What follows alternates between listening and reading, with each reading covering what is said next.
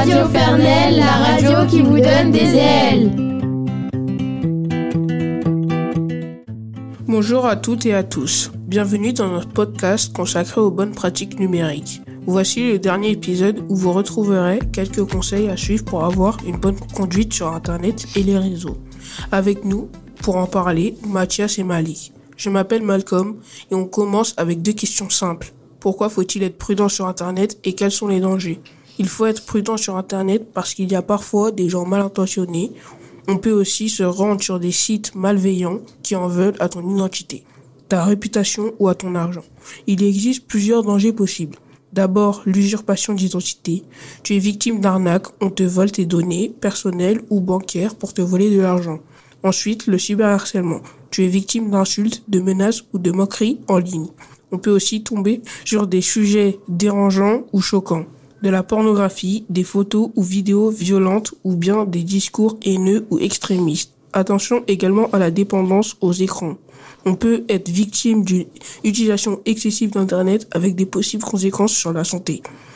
Il y a aussi le piège de la désinformation où on lit ou regarde de fausses infos, des fake news, et on peut être trompé ou manipulé. Enfin, on peut aussi avoir son ordinateur ou son téléphone infecté par des virus et des logiciels malveillants. Mathias, peux-tu nous dire comment être prudent avec nos données personnelles ? Eh bien, tout d'abord, Malcolm, il faut avoir un mot de passe très compliqué. Les mots de passe sur Internet, c'est très important. Ne les communique à personne. N'utilise jamais ta date de naissance ou ton surnom, par exemple. Ensuite, crée plusieurs adresses mail. Tu peux créer des adresses mail différentes en fonction de tes activités personnelles, professionnelles ou amicales. Après ça, sécurise tes comptes. Tu dois toujours sécuriser tes comptes créés sur les réseaux sociaux et sur Internet en général. Tu peux le faire en ajoutant une vérification par texto ou par envoi d'email. C'est important parce que sinon on peut pirater ton compte ou te voler tes données. Enfin, fais le ménage dans tes historiques.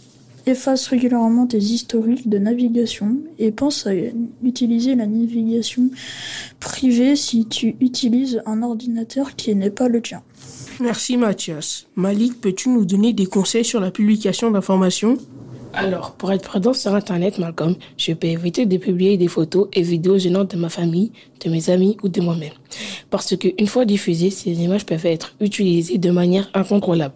Attention aussi aux images choquantes qui peuvent faire du mal à une personne. Il faut savoir que quand tu publies des choses, des vidéos ou des photos, tu dois le faire dans le respect. Il faut donc l'autorisation des copains ou des gens qui sont sur la photo ou la vidéo. Autre risque, il y a des virus qui peuvent s'installer si on n'est pas prudent. Ensuite, je ne dois pas publier mes informations personnelles, mon numéro de téléphone, ma religion, mes opinions politiques ou quoi que ce soit de privé. Sur Internet, il ne faut pas tout dire. Il faut même dire le strict minimum. Enfin, il faut toujours utiliser un pseudonyme pour ne pas donner d'informations personnelles et seuls tes amis et ta famille doivent savoir que c'est toi derrière ce pseudo. Merci à toutes et à tous de nous avoir écoutés. C'était le 7e et dernier épisode de notre podcast sur les bonnes pratiques numériques.